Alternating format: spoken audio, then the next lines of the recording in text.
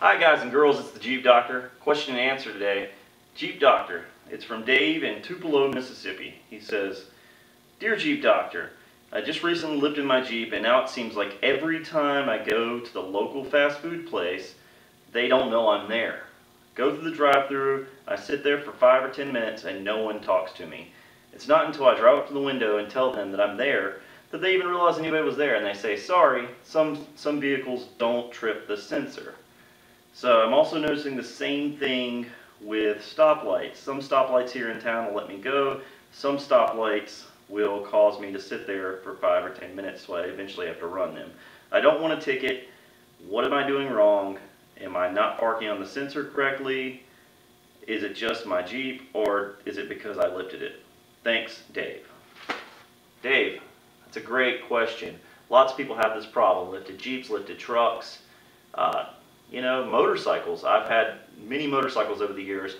I have ran, I couldn't tell you how many stoplights. Hope no one's watching who's law enforcement in my city. But anyway, we're going to explain why this happens right here today. Okay, we're going to start with explaining how a stoplight works, because that technology is what is used in your fast food restaurant sensors and other things. Parking lot at the airport, how they give you the ticket there. All that works on the same technology. So we're going to explain stoplights real quick. It happens 3 different ways. Either pressure, there's a tube made into the concrete asphalt. That tube is full of air, and that is caused by pressure. So when you drive up and drive over the slab of concrete that's cut out, it'll feel the pressure, squeeze the tube, sends the air, compresses the air, sends it up. That's how it knows the vehicle's there. This technology is very antiquated, very rarely found. So you'll hear a wives' tale occasionally that says, you know, if you pull up to a stoplight, it doesn't go anywhere, you need to pull forward again and hit your brakes really hard. That's where that comes from. But that doesn't always work, because 90% of the stoplights in America at least, are inductive coil. And I'll explain how inductive coil works. What they do is, first they come and pave the road, of course. They come back with saws, cut lines in the pavement, lay down a coil wire in the pavement, run it over to an outlet, junction box off the road there, and that junction box monitors that inductive coil. I'll explain how inductive coil works in a minute. Or a timer. Some stoplights are simply on a timer. They go 5 minutes one direction, or really 2 minutes one direction, turn red, 2 minutes the other direction, turn red.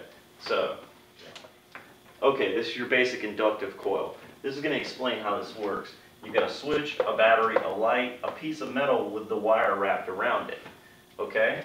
So what you got is your on-off switch. If you turn this on, the light should come on. And what's going to happen is, power is going to flow through this wire, and as it's flowing through this wire, it's creating a magnetic field with this piece of metal in the middle. So if you turn this switch off, you would think that the light would go off. But instead, what happens is the current that's going through this is creating a magnetic field, which is building up energy. And as it flows, you turn the switch off, energy is still flowing through here slowly.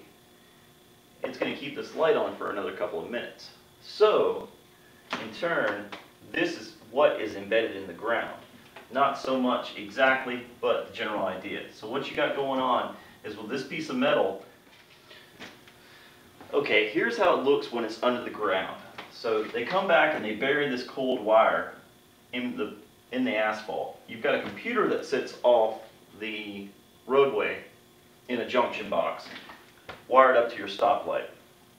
So what's going to happen is, as you pull up with your vehicle, you're going to pull up over this inductive coil. And what it's doing is, as the current goes through it, if you have metal right here, it's going to slow the current down, because it's going to create a magnetic field, because there's metal in between the wires. So this is actually supposed to be turned this way. So as it flows by, it sees the metal, starts creating a magnetic field, and what this computer does is it recognizes that there's a magnetic field there. And what it'll do is, every 15 or 30 seconds, it'll check for any kind of slowdown in the current there. And if it sees resistance, it says there's a vehicle there. So it sends a signal to the stoplight to turn green. That's how it works. And the reason it doesn't work with our Jeeps is because we have this distance here. Cars will trip this because it sees a certain amount of resistance. I don't know the exact ohmage, but it'll see a certain amount of resistance there, and it'll say, oh, there's a car there. Well, since there's the distance here, it doesn't present that same amount of resistance because the same amount of current flows through here. So if it sends 5 volts, just throwing a number out there, I don't know the exact number, but if it throws 5 volts out there, as a car pulls up and it sees resistance, it's going to knock that down to 2 volts. And it's probably a range of, let's say, 2 volts to 3 volts. When this computer sees that there's 2 to 3 volts there, it says, resistance, there's a car there. The problem is, with this amount of distance between our Jeeps, it's only taken this 5 volts down to maybe 4 volts. Because it says, when the metal is closer to the coil, that's when it causes the resistance. The farther away the metal is from the coil, that's when the resistance is beginning to less and less and less because it creates less of a magnetic field. So it may only go down to 4 volts. So you're sitting there with only 4 volts. Going back to this computer, the computer says, there's not a car there. There may be a car there. It's probably an anomaly. I'm just not going to change. Same thing with motorcycles. Since there's not enough metal there, close to the ground, it doesn't see a change in resistance. So it takes that 5 volts with a motorcycle and only knock it down to 4.5 volts. There again, it won't change the light. So the same thing happens at your fast food restaurant. Your fast food restaurant has this coil built into their ground, but instead of a computer and a stoplight, it sends it back to a speaker box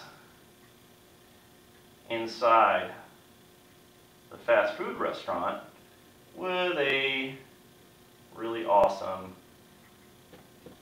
fast food guy standing there with a microphone on.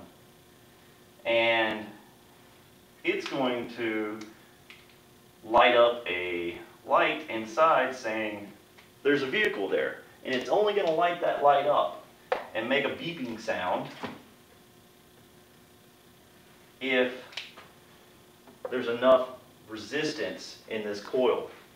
So the thing is, these people here inside, they don't sit there and just look out the window and wait for a car to come up. They're walking around the restaurant, they're making fries, they're throwing a burger together, whatever. So they're waiting to hear the beep, see a red light to know, hey, there's somebody there. So with our Jeeps, the motorcycles, I don't know who takes their motorcycle through a drive-through, but the Jeeps, the parking lot, the parking lot of the airport, the Jeep, any kind of lifted vehicle, F-150 or whatever, since the metal is so far away from the ground, it doesn't cause resistance in this coil.